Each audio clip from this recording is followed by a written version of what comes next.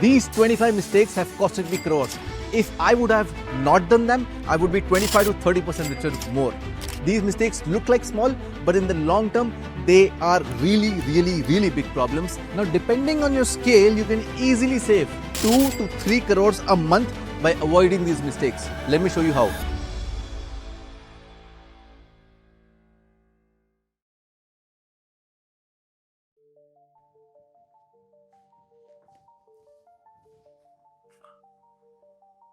So to make this easier for you, what I've done is I've divided this 25 mistakes into 3 different buckets.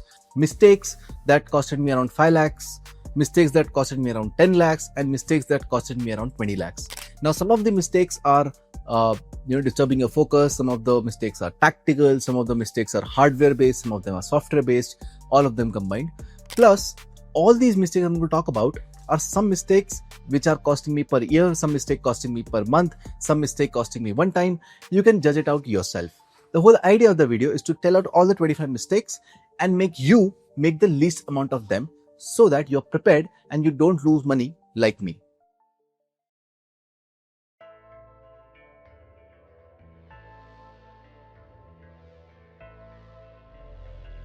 So the first part is about mistakes that costed me around 5 lakh rupees. And the mistake number 1 in that is Wi-Fi power back.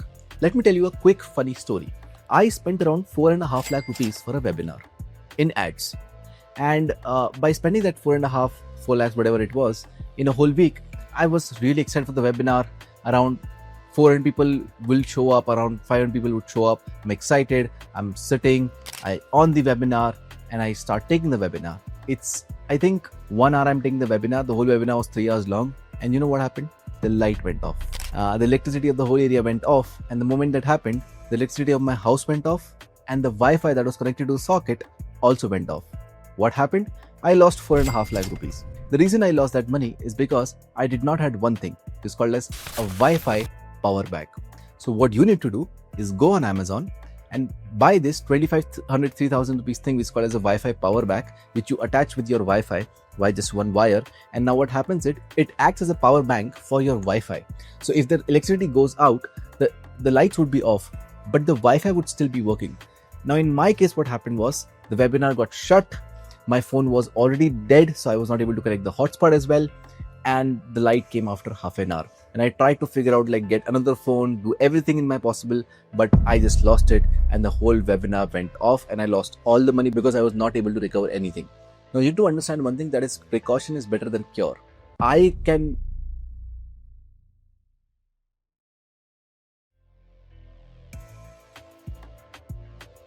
So we are back. So we are talking about the Wi-Fi power bank. Now things like these can happen with you as well.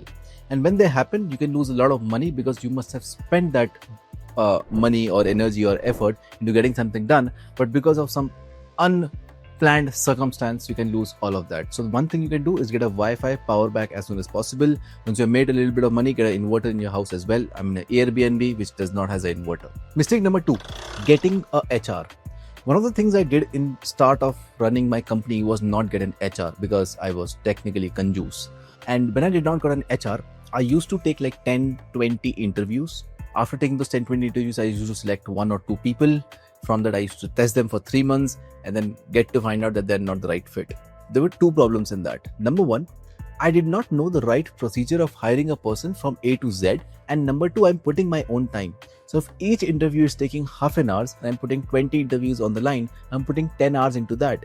When you are a small company, you need a HR to replace you because time is a bigger asset than money when your company is small. Why? Because the only asset you have with you is time, effort, energy, and not anything else. You have zero leverage and zero capital infrastructure with you.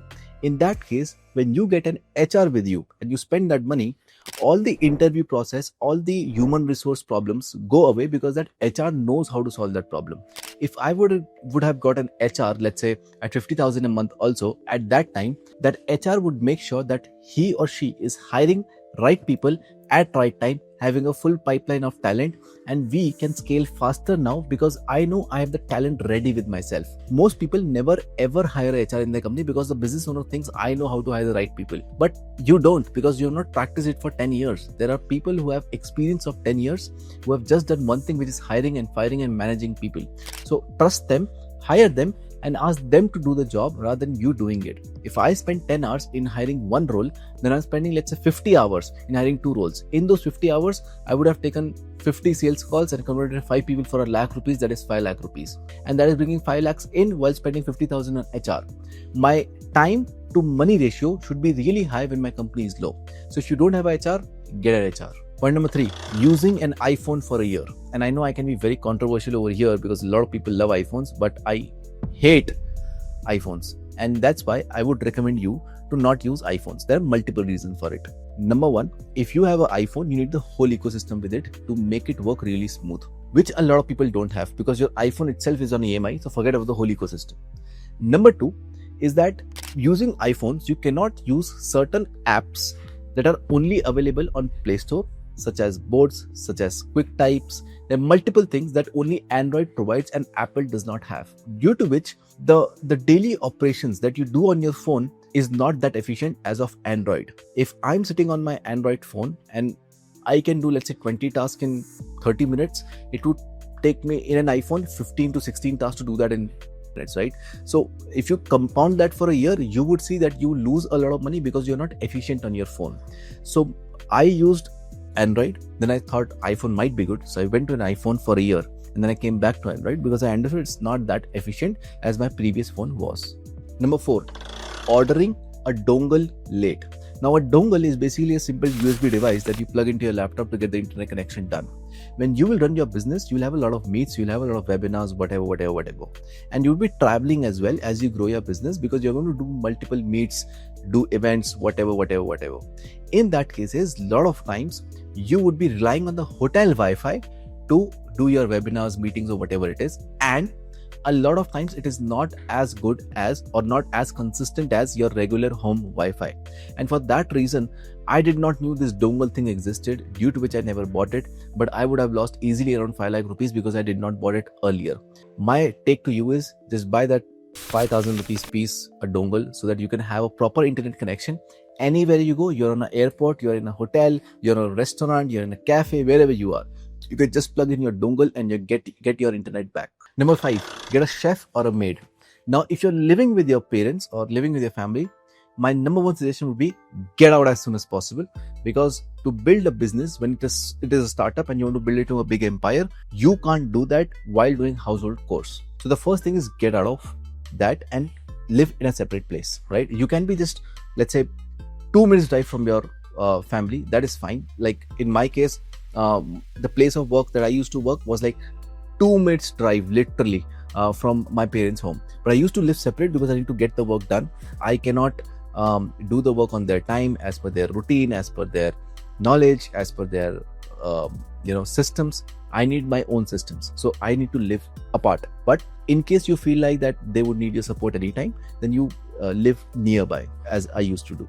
Now, once you have shifted out, then the first thing you need to do is get a chef or a maid. 2 reasons. Number 1, if you don't eat right, your energy will not be on point. If your energy is not on point, you will not be able to focus. If you're not able to focus, you can't build an empire. As simple as that. So when you get a chef and you tell them exactly make this, you will also remove decision fatigue of aaj khane mein kya banaye. I know that all of us every single day, at least 4 times a day, just simply ask kya khana hai. And we just spend our time into making a decision like that, due to which will lead to decision fatigue faster. My take is get a chef or a maid, give them a timetable, give them a routine that make 3 times this, Monday, Tuesday, Wednesday, give it to them and just leave that work. And whatever is made, just eat it for the first year itself, and don't have your cravings come in between you and your goals. When that happens, your food part is now sorted, because the person will come, they will bring the ration themselves, make the food, leave, you can eat whenever you want. That's how I used it. And when I was not doing it, I can see the amount of work I used to get done that time and the amount of work I get now done. Because when I get a chef or maid, a lot of things in the house are now taken care of, and the only thing I need to do is just wake up, sit on my laptop and start working, and then Sida go to sleep, because morning the maid would come, clean the house, get everything done, prepare the food, clean the toilets, whatever, and I can just get straight to the work. Point number 6, buy a drawer or make a drawer in your study table as soon as possible. The place you work at, if your phone is, let's say, kept on that table and you are now working, this has a system called as notifications. If it is switched off, it's fine, but we can't switch it off because we get calls. So my recommendation is put it on airplane mode, put it on silent, and put it in a drawer. If you can't see it, you will not access it. As simple as that. Because when you're working, a simple notification, see, the whole point of business is to be in the point of flow. The state of flow is where you can work for 3-4 hours straight and you don't even remember when time passed by.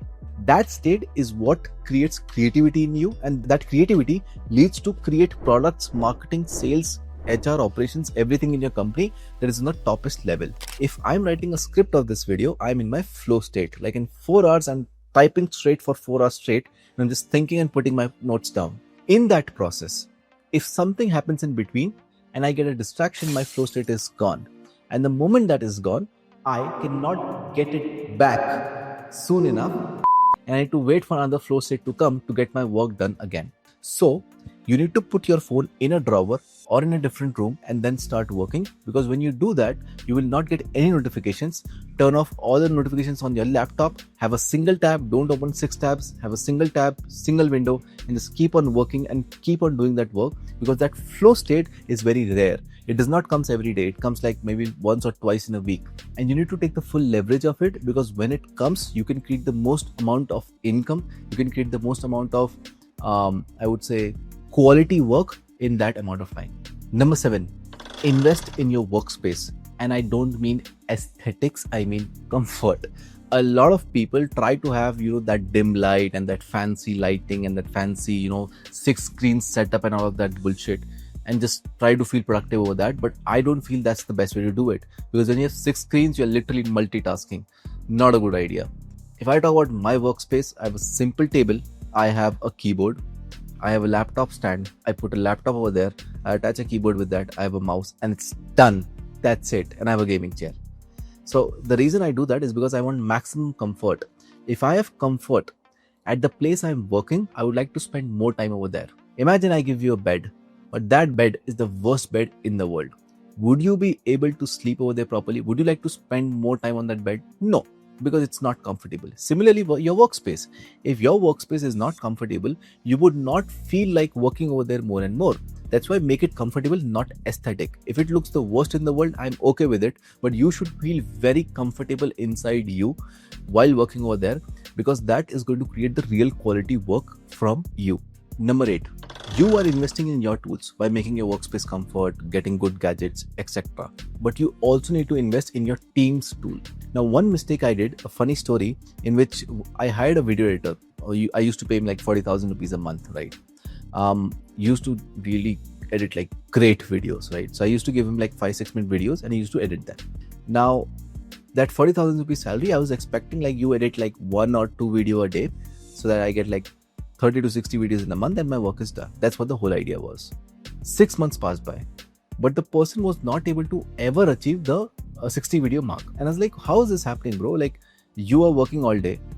You have come on multiple meetings to show me that you're working every day. I know you are an honest person. You'll not lie to me. You're working all day. But how is that possible? You are not able to reach a 60 video threshold or just 5-minute videos, which are not so heavily edited. And then after 6 months, he told me, because one 5-minute video takes 3 hours to render.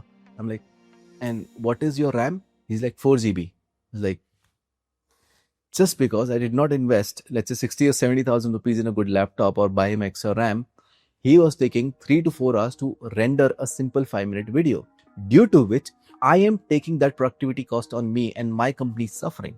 When I got him that new laptop, he was able to produce even 90 videos a month. Now for 6 months, that is 180 videos, I am behind, just because I did not invest in my team's tool. So what we do is, when someone comes into our company, we have something called as a hardware and a software stack. Right? You can make this in your company as well. Just open a Google Doc, write a hardware stack and a software stack, and just make sure that the team member that you hire is having the minimum requirements of this particular stack. If they have that requirement, cool, continue with the gadgets. If they don't, then give them those gadgets, because their productivity would increase and essentially you will make more money of that person in your company, so that you can eventually scale better.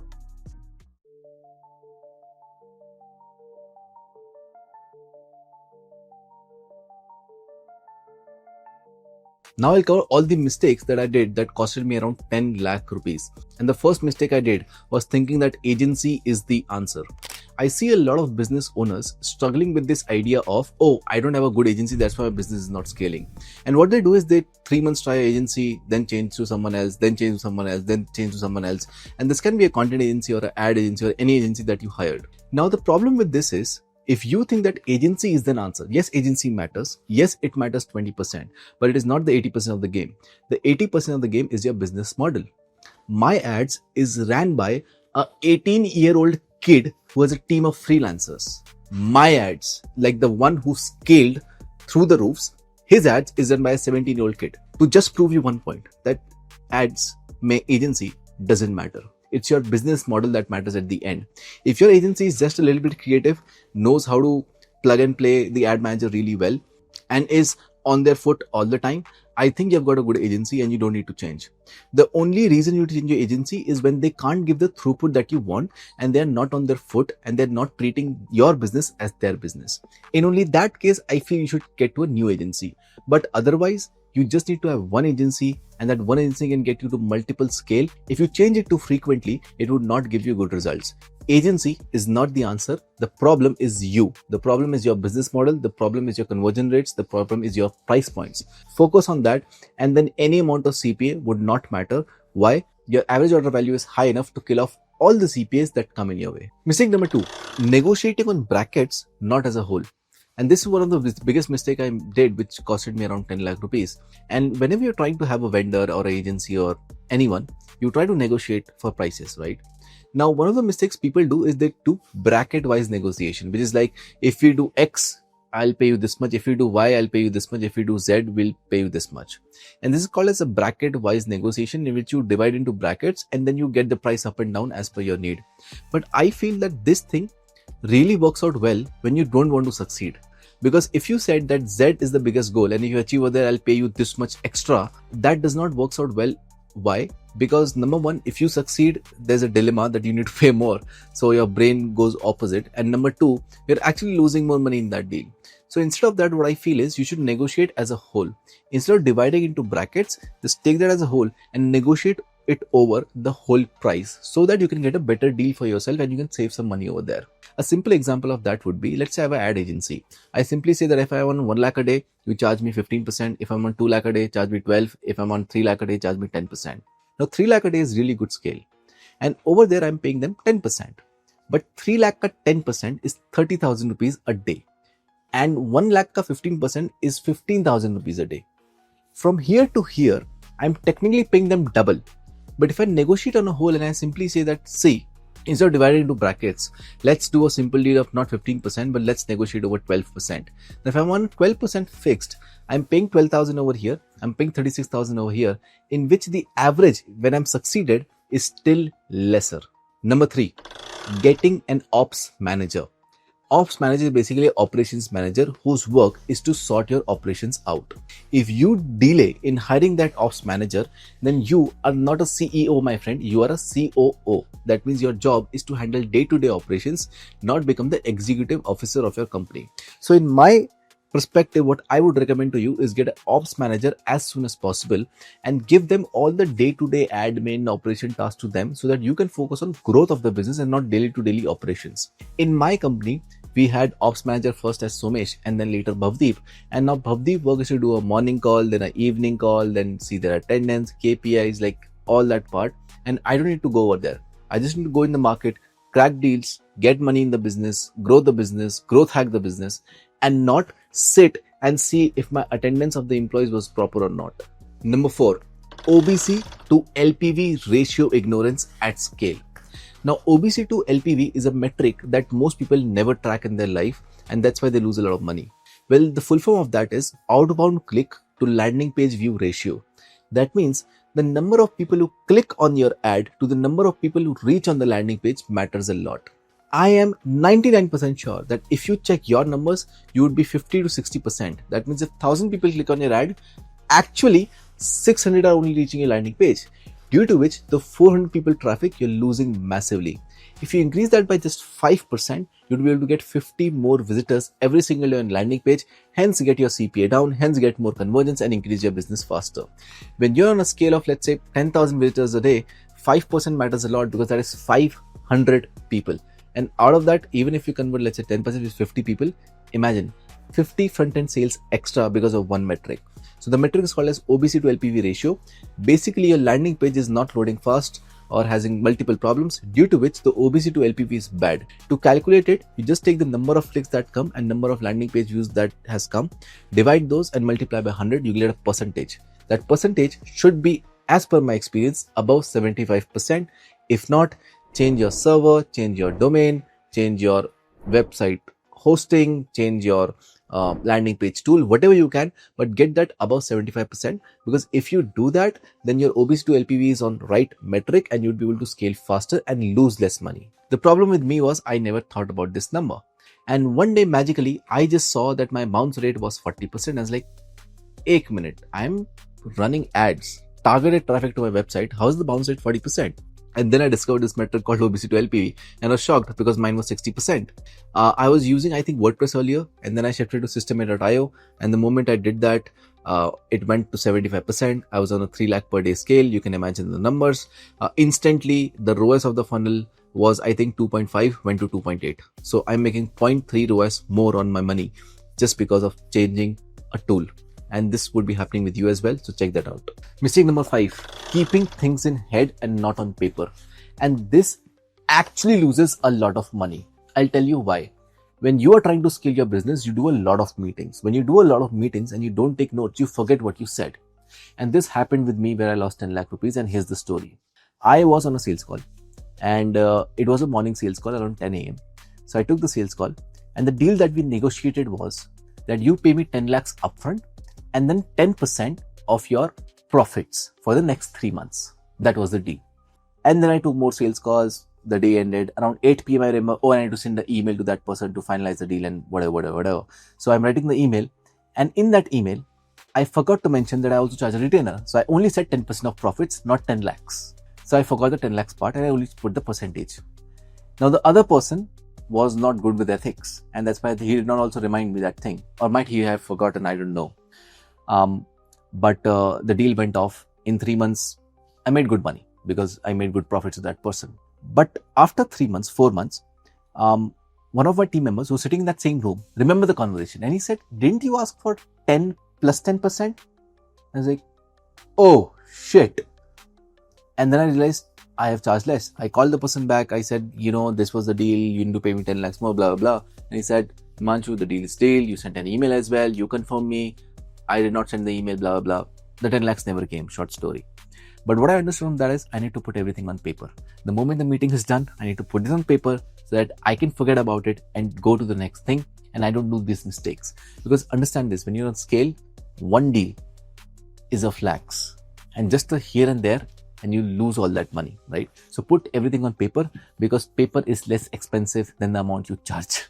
Mistake number 6, not listening to my mom. And this is a very, very, very absurd mistake, but I'm sure you'll get some insights from this. So if you see on my leg, I wear this particular dhaga types. If the camera can show that, I particularly wear this dhaga types. Now, the story with this is, I used to do offline events. In my offline events, I used to share my numbers. I used to show the people like what is happening in my business, everything. And you don't know who's sitting in your audience. So if 200 people are sitting in my event, I don't know who is coming with what intention. And when they come with wrong intentions, my mom used to say, nazar lag jayegi. And I used to be like, bakwas. But then I realized that this actually happens. Why? Because I did my first event and I got ill for 3 days. I did my second event, I got ill for 6 days. And my third event, I got ill for 8 days. Then I got my fourth event, I got ill for 3 days again. And this was happening again and again. I was like, why is this happening with me? I'm not understanding it. Why do I get ill? And I'm not getting like just a little bit cough and cold. I'm getting like 103 degree fevers after every event. I was like, why is this happening? And I'm at my home taking rest. I'm in fever, and mom says, "तेरे को 1000 बार बोला है, नजर लगती है, मत बोला कर." I'm like, but that's my business. If I don't tell how much I'm doing, why would people trust me and why would people pay me money? And that's when she took that black dhaga. She did some magic. I don't know what is that, and she put it on my leg. And from that day, I've never got ill after any event. So the mistake I learned was listen to your mom. And if she's saying it repeatedly again and again, don't try to become a hero. Just listen to your mom and dad, because they will not give you a suggestion that is opposite to your growth, that is not leading to you to succeed more. And after this, I share my numbers on YouTube, on events, everywhere, on webinars, and nothing has happened to me. And I get like ill once in a year, maybe. And the reason for that is because I think I've got this, because after that I've not got ill. So listen to your mom, listen to your dad. Mistake number 7, have fewer whiteboards in the house. In my house, there were 2 whiteboards, and I think that was a big blunder mistake. Because if I look back down right now to the 5-year back journey that I did, in that whole journey, I had 2 whiteboards. All the greatest ideas that has come to me, that has made me the most money, were all written on whiteboards. Because whenever I write on a whiteboard, I just take a photo of it and I erase it. And when I was going through my gallery, I saw this idea was on a whiteboard, this on a whiteboard, this on a whiteboard, this on a whiteboard. And what I understood was that when I have whiteboards, I just get an idea, I just write it down and I forget it. After 3-4 days, I check it out, I start working on it, the things start working in that direction.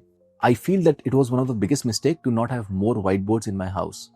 If I would have 5-6 more, I would have ideated more, I would have made more money. And now if you see, I have around 6 whiteboards in my house. In my research house, which is a separate 1 BHK that I have around 4 whiteboards in that.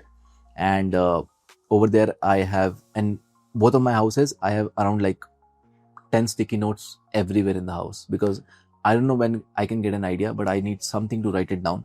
And no, a phone and a laptop is not a good idea. Take a pen and a paper and just write it down. Because when you write it down, it just stays over there. Whenever you get a look at it, you start executing it. So ideas are rare. They come very, very rare. Like really good ideas come very, very rare. So I just believe that you need to write it down whenever you get that idea. Mistake number 8, not focusing on the onboarding call. And this has costed me so much money that I cannot tell you. And in 2 ways. Number 1, it increases the LTV of the customer. And number 2, it decreases the support that you need to give to the customer. So what we used to do is, we used to do a webinar, sell the high ticket over there. 100 people bought, let's say, 1 lakh rupees product. And now they're in the consulting process. And we used to have no trained and scripted onboarding call. And every onboarding call was different. Due to which a lot of expectations were mismatched. A lot of bonuses were not given to them, though we have already made them. A lot of things were left behind. A lot of things were not discussed. And I feel due to that, my LTV, that is lifetime value of a customer, was really less. But the moment I introduced onboarding calls, so the moment 100 people bought, I used to do a group onboarding call, which was 1 hour long. And I used to do that onboarding call to make everyone understand about the program in detail, to make them hyped up, to make them understand how to use the program, do everything like that. Due to which I have seen that the repeatability and the referrals that I used to get have increased a lot, and people need to actually complete the whole program because now they understand what they're going through. So if you don't have an onboarding system in your business, that's the number 1 thing to get, and make it really, really, really iterated, like iterate it 1000 times, but make it the best version, because that increases your lifetime value of the customer through the roof. And secondly, decreases the support by, I think, 90%. Because when you answer all the questions on onboarding call and you have thought of them already, the customer feels satisfied, number 1. And number 2, the support tickets that you get on your email and WhatsApp decrease by 90% because they've already got their answers. So I feel getting the onboarding system right just solves your majority support problems and majority LTV problems. Mistake number 9, not investing in lifetime deals. So there's multiple sites like AppSumo, I think SaaS Genie, there are multiple ones where you get lifetime deals. Now a lifetime deal is basically that every software you buy is on a monthly subscription, like $29 a month, $49 a month, $99 a month. But all these softwares are first launched, most of them are launched in a lifetime deal platform. Once they get some traction, then they convert into a monthly subscription. On these platforms, you can go and buy lifetime deals. I feel one of the biggest mistakes I did was not investing in lifetime deals and not buying enough of them. I think I bought like 14 or 15 lifetime deals, but I should have bought 150 lifetime deals. Why? Because that just takes your software cost to negligible and technically to zero. Because if you're buying right lifetime deals at right times, you would see that your software cost is technically zero after some time because you have all the lifetime deals with you. And I remember one of the lifetime deals I purchased from AppSumo was Encharge. And Encharge was an email marketing software. And today they charge, I think, $249 a month. I paid for it, I think, $89 one time. And I can use it for life. So imagine the amount of money I would save on that. And there are multiple tools I took like that, like Nudgify, there's Encharge, there's Postoplan, there's I don't remember the names, but there are a lot of them, and my team still uses till the date. It has been 3-4 years. They're still working, and we just have a lifetime deal of them. And because of the lifetime deal, we save a lot of money. We save a lot of software cost, to which we do not need to pay to other softwares anymore as monthly subscriptions. And if you see a 3 crore business, it would easily have like a 2 lakh per month or a 3 lakh per month software cost. But our at the scale was like 50,000 a month, 60,000 a month, that too of Zoom as well. And that too we used to you have shared Zoom. So in that case, like our software cost was negligible compared to the scale we had because I bought more lifetime deals. If I would have bought even more, I think we would have saved costs in other companies as well.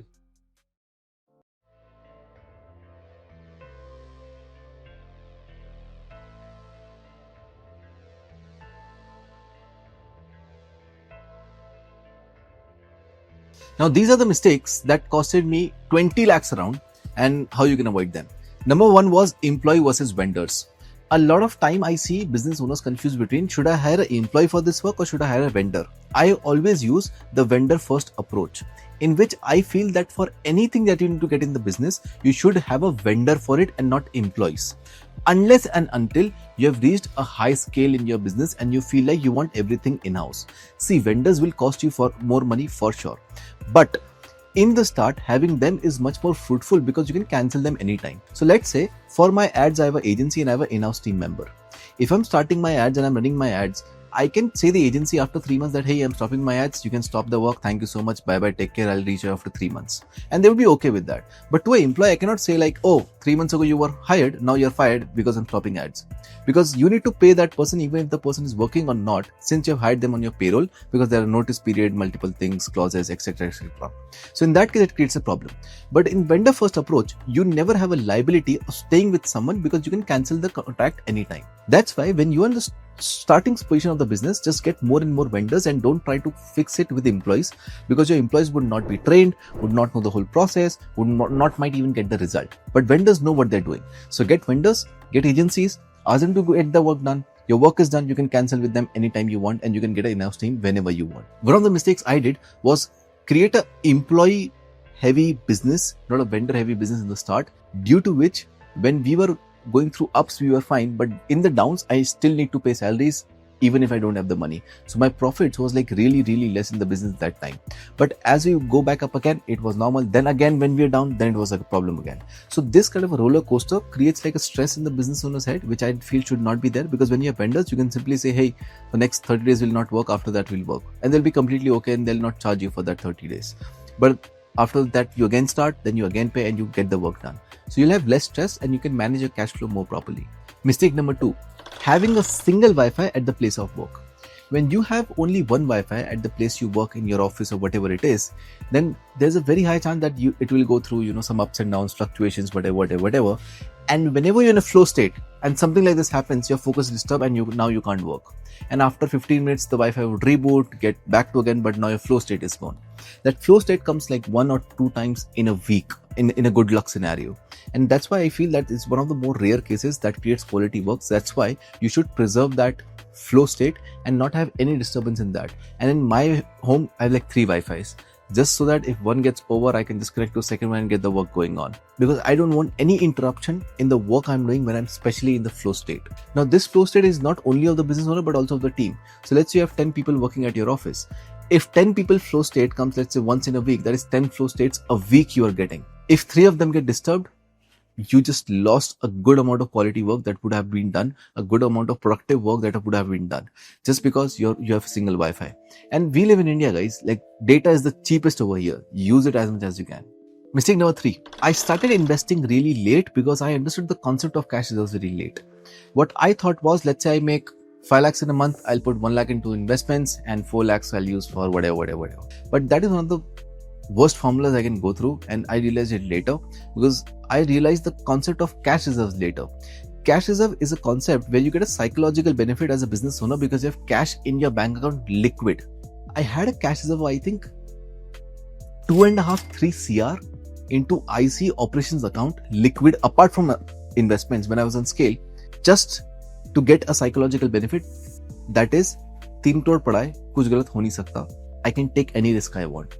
And that gives me the liberty to test more, to experiment more, to do more tests, which gave me the liberty to get more failures and especially those wins from those failures so that I can learn faster, experiment faster and grow faster. A lot of business owners never create that cash reserves. When you don't create that cash reserves, you can never do a lump sum investment. I invested, I think, around 2 crores in Briggy. I invested 2.5 crores in a house. I bought another flat for my team for 80 lakhs. These are big investments. For that, you need cash reserves. You can't just be like, oh, I've saved 5 lakhs every month, so I'll put into. No, you can't do that because it's very risky. But when you have cash reserves, you can just deploy huge capital into one thing and not care about it because you have cash reserve with you. So I feel that in the start, business owners should play a 80-20 rule and then a 50-50 rule. 80-20 rule says 80% is investments, 20% expenditure. That's how you should play when you're broke. Because if you're making 1 lakh a month and if you're saving, let's say, 10,000 rupees every month, you're saving 1 lakh in a year. Like what magic it will do? Nothing. But if you're saving, let's say, 50,000 a month, you're saving now 6 lakhs a year. That is 6 months of your income now, right? Because you're making 1 lakh a month. So the more you can keep aside in the start and be frugal with money and just keep on keeping it aside, just to create a good corpus that will help you a lot in your business. The second part is 50-50. That means once you become rich, once you know that your life is comfortable, nothing can go bad, money-wise you're sorted, then I think you should come to a 50-50 rule. 50% of money you spend like there's 10 days to live, 50% of money you spend like there's 10 years to live. So now my life works on the 50-50 rule. 50% of my money goes into like 10 दिन बचे जिंदगी में, हो सकता है कल मर जाए, let's spend it. The rest 50% goes for 10 years, Sida. I don't invest for 1 year, 2 year, 5 years anymore. I invest for either 10, 15, 20 years because I already made the corpus. I have the money. So the only thing I need is now long-term good returns, right? And that's why I would invest in long-term 10, 15, 20 years and not care about that money because I'm anyways living my life with the rest 50%. Mistake number 4. I am known for testing and experimenting the most amount of funnels, and not just funnels, but ads, messaging, everything. But I feel I've tested less. I should have tested at least 3 to 4 times more because you don't know which test is going to lead to which result. A lot of people know me with my Kasol ad in which I had this much long hairs, and that ad went viral on internet, which also helped us hit our first 1 crore. But that was a test, nothing else. I was hanging out at a cafe. The person who was with me was my media buyer. He said, bro, I have an idea, let's shoot an ad. I'm like, cool. And we shot an ad. That's it. And it became a viral sensation because I was using my gut to answer those questions. And if you want to see that ad, I'll put that link in the description so that you can see that. But the whole idea is that I just experimented it and it worked out really great, and I made my first crore because of that in a month. The second I think I tested was AI funnels. One was template vaults. Like I did 10 experiments, 1 got successful. And I did, let's say, 10 in a year. I got 1 successful in a year. If I would have done 100, I would have got 10 successful ones in 1 year itself. But that is a mistake I did. And today I try to just look upon that and try not to do it again and try to do more experiments with the business that we have. Mistake number 5, learning tax efficiency late. I said this again and again, I'll say it once more. You become rich by marketing, sales and operation. You become wealthy by finance and taxation. If you want to really become like in the top 0.001% wealthy, you need to learn finance and taxation at the back of your hand. And if you can't do that, and if you feel like, oh, this is not my department, well, you can't be rich. And the simple reason for that is the most amount of money that is made is over in finances and in taxation itself. Think about this. You make 1 lakh revenue. 18% goes to GST. Then the remaining, let's say, is profit. 30% you pay in taxes. 2-3% TDS here and there. You're spending 50% into taxes. If you can optimize it, right? If you can talk to, let's say, your CA, your lawyer, your auditor, your accountants, your branch manager of the bank, whatever, just talk to more people about taxes, you would understand there are a lot of things that you can do to save your taxes. And that will actually help you create more money for yourself. I feel the mistake I did was not learn it sooner. I learned it late. But once I learned it, I understand the importance of it. And that's why I recommend everyone who's younger in the stage to just learn finance and taxation like by heart. Mistake number 6. I feel I increased my price late, because whenever I increase my price, I have increased my business, no matter what was the case. I started the 2.0 mastermind. It was charging, I think, 3 lakhs plus GST lifetime. That was the mastermind. Then we went to 5 lakhs plus GST lifetime. Then we went to 5 lakhs plus GST per year. And then we went to like, I think 10, 12, 18, till 40 lakhs plus GST per year. And that all happened in 10 months. So I went from like 3 lakhs lifetime to 40 lakhs a year, 48 lakhs a year technically, in 9 months. I feel I was still slow. Imagine in your business, you increase prices once in a blue moon, which I don't feel is the right thing. I think you should keep on increasing prices till you like just touch the threshold of the industry, because I feel there are people who will pay you. If you have a good enough product and a good enough service, people will pay you. Just increase the price. For sure, you'll get the payment. Because tell me this, whenever you've tried to increase the price, has it turned out into a good case scenario or worst case scenario? 99% of the times, good case scenario. So increase more. Mistake number 7. I spent less to learn. In my career, I would have spent at least 2-3 crores here and there on product services to learn. But I think I spent less. I should have spent 8 to 9 CR, because I would have made at least 2-3x more of that. And Warren Buffett is correct when he says that the biggest investment you can do is in yourself. He's correct on that, because I've experienced that myself. After not just testing on thousands and lakhs, but testing on crores, I've experienced that the amount of money you invest in yourself gives you the highest return over any investment that you can do. Mistake number 8. Hiring people who need training. This is one of the biggest blunders I can do, which is hiring people who need training. Like, it just doesn't makes me understand the concept of hiring. Like, you hire someone to solve a problem. If you need to give them training on what to solve and how to solve, then why are you hiring them in the first place? Like, are you a training center or a company? I did this mistake in the start of hiring freshers, and I like, just have the attitude, motivation, and I'll teach you everything. And I used to train them for 3 months, 6 months, and then they used to leave and go to my competitor. And I was like, oh shit. Later I understood that pay more and hire people who know how to solve the problem, because the reason you hire people is so they can solve a problem. If I need to teach you, train you, make you understand everything, tell you how to solve the problem, and then I'm paying you for that as well, then मैं खुद ही कर लेता. The reason I'm hiring someone is so that my problem is solved. I don't need to look at it again, and I just need to pay the money and be like, bro, up to you, solve it, I don't know. And they just solve it, and that's what I'm paying money for. And that's why we have made now a strict policy of not hiring freshers. If someone is a fresher, don't hire, send it to our competitors, let them train them, then we'll hire them from them. But I am not going to hire freshers, because it's just a waste of time.